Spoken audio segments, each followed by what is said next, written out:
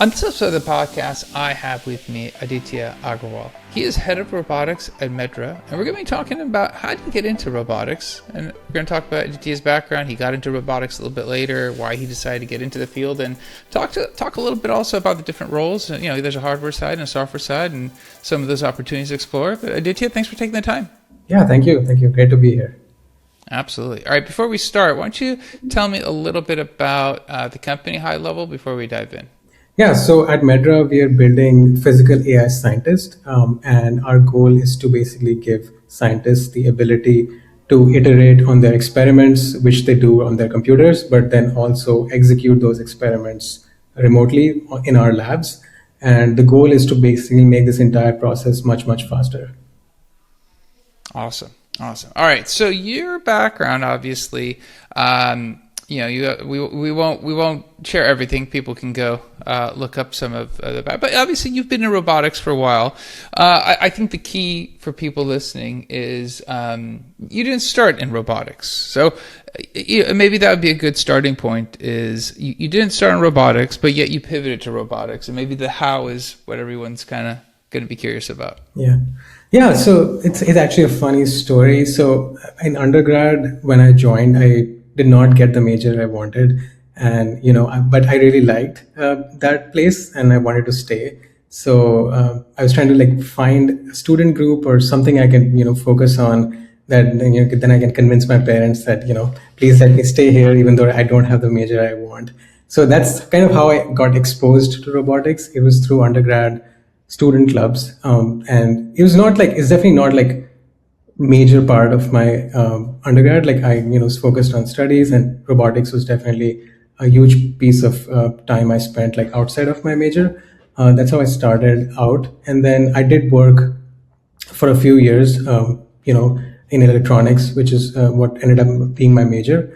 And then eventually I think robotics seemed like the perfect blend of hardware and software, and which is really what excited me about it. I felt like electronics was too much hardware, and then pure computer science was too much software, and I wanted to be somewhere in the middle. Absolutely. I guess when you look at that, and you obviously made the pivot, you did see the exposure to the hardware side. For people that are out there, and obviously there's so much advancements happening in robotics, and somebody might be interested in looking to make a pivot, do you need a specific, do you have to have electrical engineering or some kind of mechanical engineering to work on the actual hardware side? Are there opportunities to get involved on the hardware side and just through on the job career growth? I think given in the last 2 years, the number of opportunities has really exploded in robotics. So maybe it was 2 years ago you needed some sort of hardware background to make it successfully in robotics. But I think at this stage, the robotics is such an interdisciplinary field. You need people from all backgrounds. So you need computer science experts, data experts, and you need hardware experts. So no matter what your core specialization is, I think there is a place for everyone in a robotics company. Robotics specifically, I think, is still there is a lot of software to figure out still. A lot of companies are working on that. I think it's even if your background is in pure computer science, there's a lot of opportunity to apply that to a robotics software stack and really make it robust. Absolutely.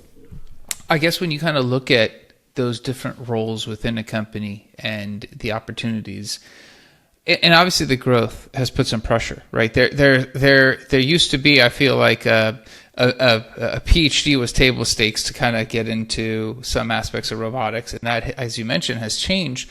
And with that, what would the expectations be? If I'm listening to this and I'm like, okay, fantastic, I've always wanted to get into robotics, I'm going to apply. I don't have a PhD. I'm obviously going to be turned down for most robotics jobs.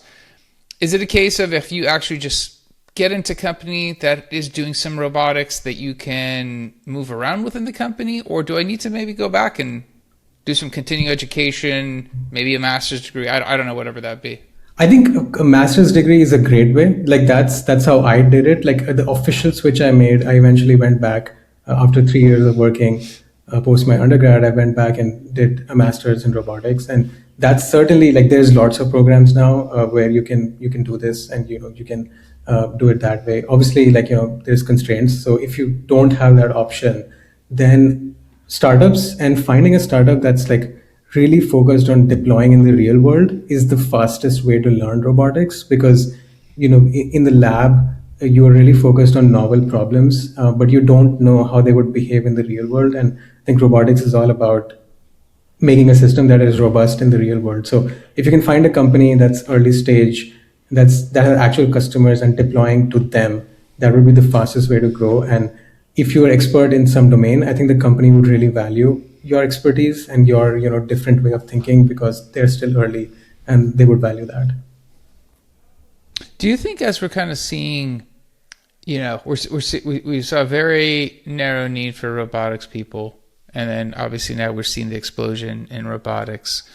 The hardware side, I mean, right now there's a lot of, it's a relationship, right? You can't go really far in robotics without the hardware, but without the right software, I mean, the hardware really, yes, it's advanced, but the advances in software seems like it's allowing the robotics to push into areas that previously maybe it couldn't go. I mean, obviously, again, it's a relationship. I'm not saying one's better than the other, but if you're looking at robotics as a general field now, is getting into the software side, nearly as good, especially if you're doing something on computer vision or, some type of perception problems? I mean, it seems like that's almost as integral as the hardware itself.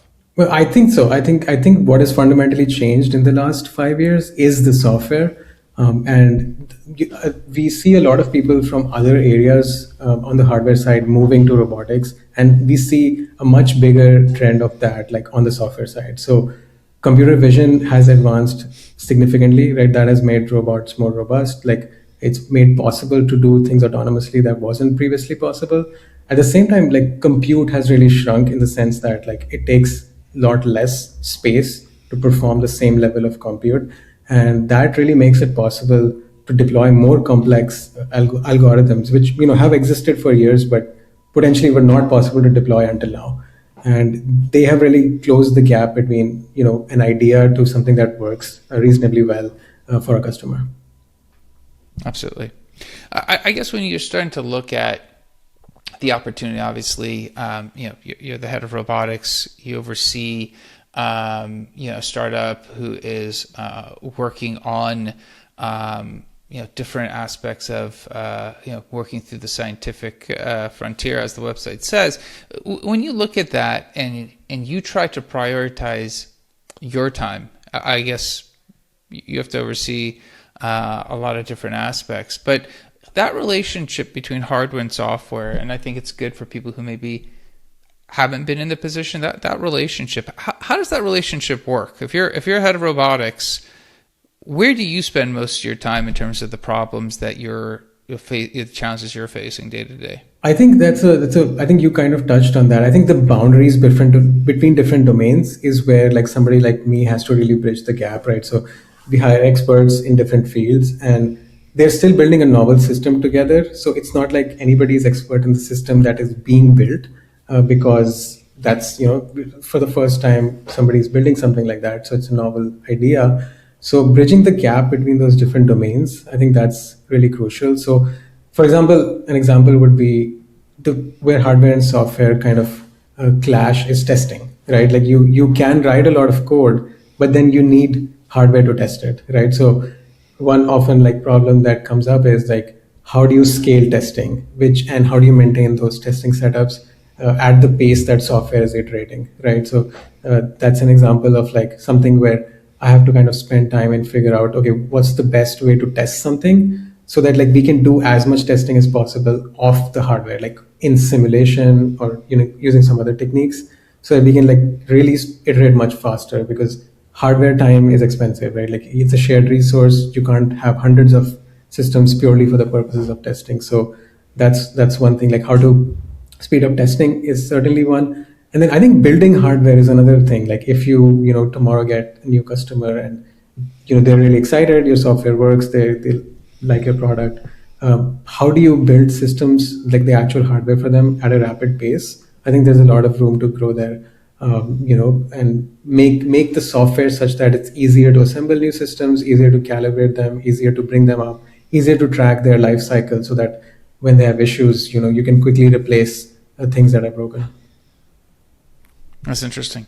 I guess when you're looking at where AI sits within the discussion of robotics, and not you guys use AI, but obviously, on the hardware side, the opportunity to start leveraging AI. I mean, obviously on the software side, but the hardware side, to leverage AI and actually start going through some of those ideas, the permutations, the experiments, without actually having to invest in the hardware yet. I guess when you're looking at how AI can be used, are you seeing use cases that are coming to the table where it's accelerating the hardware development? Yes, 100%. I think that flows directly from what I said earlier on how do you bring up new hardware, right? So, for example, you're scoping a deployment for a customer, and you understand like capabilities of your system, and you kind of take in the requirements from the customer. In our case, it's usually around new scientific protocols and experiments that they want to run, and then we have certain capabilities software wise, and we have certain capabilities hardware wise, but they can be modified. Like, it's a flexible platform, but what's the optimal combination, what's the optimal setup, that is something like you can do traditionally using engineering. Just like somebody who knows the system really well figures out where different things go, what the layout should be, and then how to bring up those individual things. But you can also use AI to basically narrow that time frame to something much, much smaller. Basically, taking the requirements from the customer, right, and then the AI figures out, okay, how do it also understands your system really well, so and it has access to simulation, right? So it then figures out what's the optimal setup given these requirements, given these existing capabilities, and given this access to simulation, where you can run and at least get initial idea of like whether it's possible for the system to execute this or not. So this whole process, like, would take a long time, and if you make the wrong assumptions, right, then you build the hardware and you find out later that you need to change your assumptions. But if you build this AI really well, then the hardware that will come out of it, you will be very confident that it works, right, and you won't have to change it. So it reduces the time, like the overall time it takes to build hardware. I like that. I was going to ask you a question because I've been noticing, obviously, 10 years ago, I mean, AI existed, investment was okay, make a real hard case, and you had to prove why AI at the time. That's great.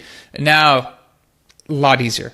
And then robotics has been in place for decades. It's not new. It's been around. We've seen the implementation of robotics. We've seen the robotic arms in the factories.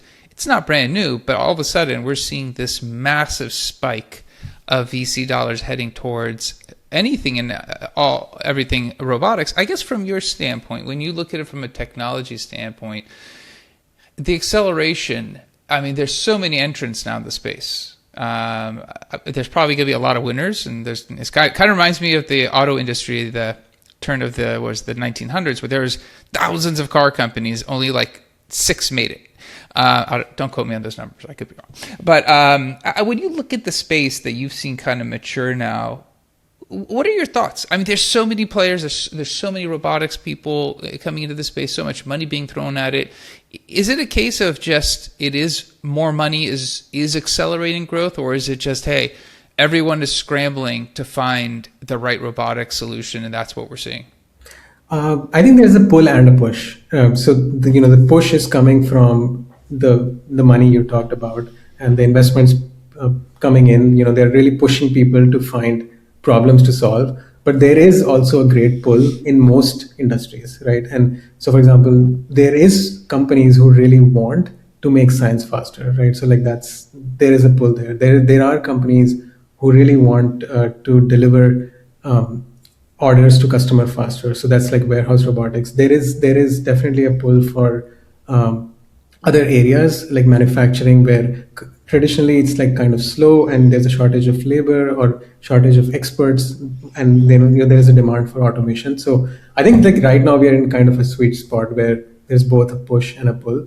But as you said, like there will be some sort of consolidation as time progresses, and we'll see how it goes. But yeah, this is definitely a great time to get into robotics because you get in, you develop the skills, and the skills and the those things are not going to go away. Absolutely.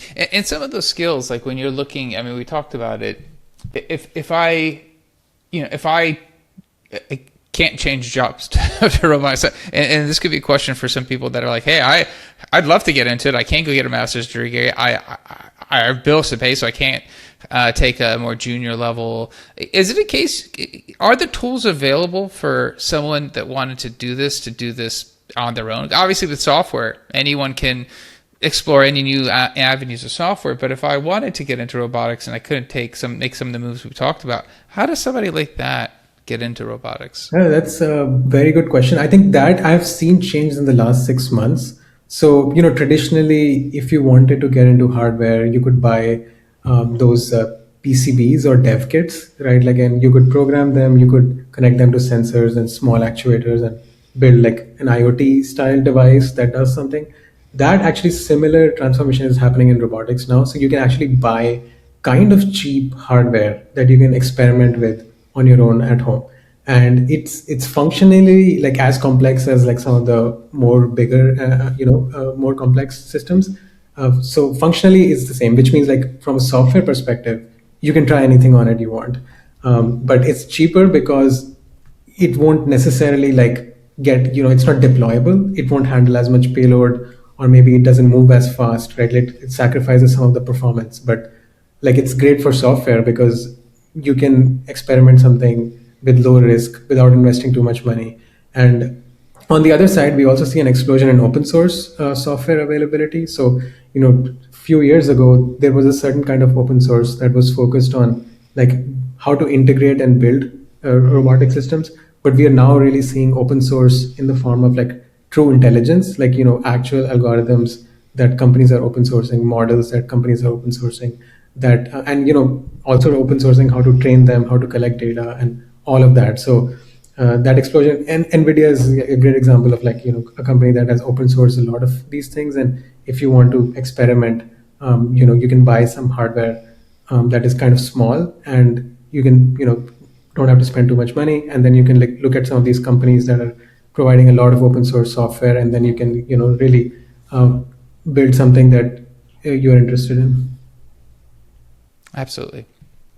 I actually think that's some great advice because I feel like people listen to this and wonder how that's the bridge to cross, because I feel like the opportunity is there. When you're going to hire for people on the hardware software team, because you mentioned the landscape's changed. I mean, before, if you were just targeting PhD, fine. But right now, with the number of robotics companies hiring for all these different roles, has your hiring process changed? I mean, obviously, we said PhD is no longer a hard requirement for a lot of roles. But when you are now looking to hire, are you having to look at different aptitudes, different types of people, so that you can grow your team? Are you kind of seeing that shift, or are you still depending on the role? That flexibility might not be there. No, I think we are starting to see the shift. So, for example, we have actually started roles where if you don't have robotics background, we still want to hire you. And you might have something in an adjacent field, right? Either hardware or software, or maybe you were. It may not be like building a robotic system, but it had elements of both, right? Or it could just be either or, like it could be pure software or pure hardware on a completely different product. But we are, because we have real deployments, we have a way to basically coach and train you and give you that growth quickly, because we can these roles are basically designed to make those deployments successful, right? Which means like whoever is joining in these roles, they get to learn a lot very quickly. So companies are starting to recognize that it's because the learning has become so quick. Like you can write code much faster. You have hardware in house, you can test quickly. So the people can ramp up on the technology if they're really interested in it. So I think we are starting to see changes, like having a PhD or having robotics experience is not like a need to have. in today's world. I like that. I guess maybe a good final question. When you're looking at the market and you're looking at the speed at which robotics companies need to move, I ask this because I do have some experience working with robotics companies in a hiring capacity. When it comes to how fast the market is moving, is it a case of you will take somebody that is got that high aptitude and can pick things up? Because if you wait 6 months, I mean, that's a couple of cycles of innovation if you have a breakthrough. Because and the reason I'm asking you this is we're still at some people, some robotics companies, at a stage of we still need to prove, right? We're not at a case of, we're just, we've got this robot, it's going to be sent to the hardware, and then we're just slowly adding features. We're still figuring out and solving some of the problems of getting robotics, right?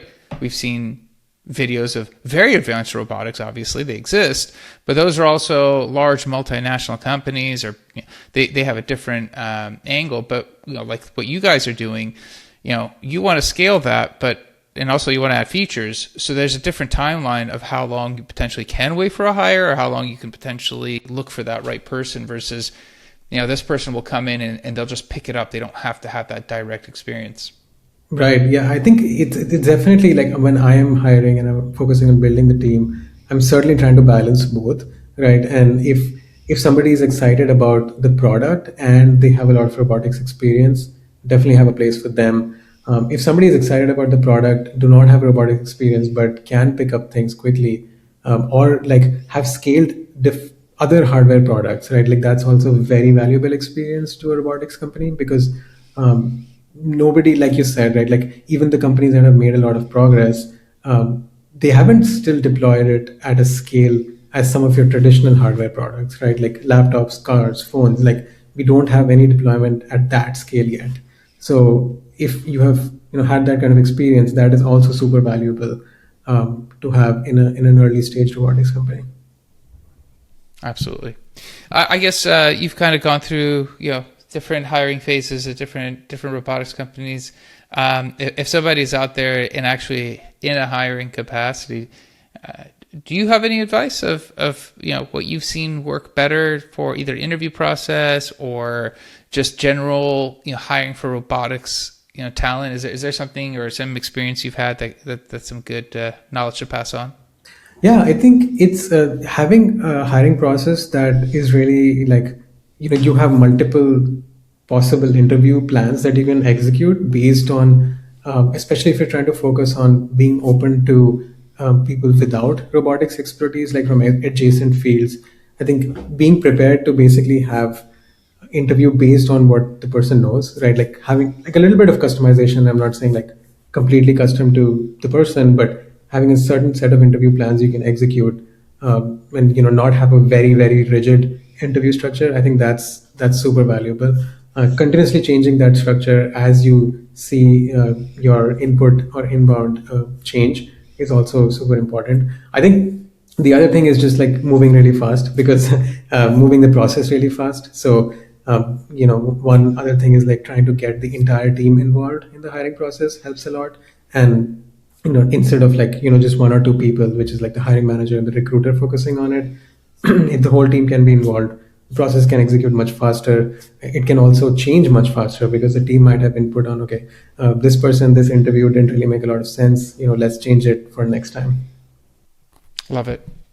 That's some great advice. If somebody does want to reach out to you to ask you something more detailed, a follow-up question, what's a good way of doing that? LinkedIn would be the perfect choice. I'm pretty responsive there, so feel free to reach out. Okay, fantastic. I appreciate you coming on and sharing with us. Thank you for your time. Thank you. Thank you so much. Great talking to you. Absolutely.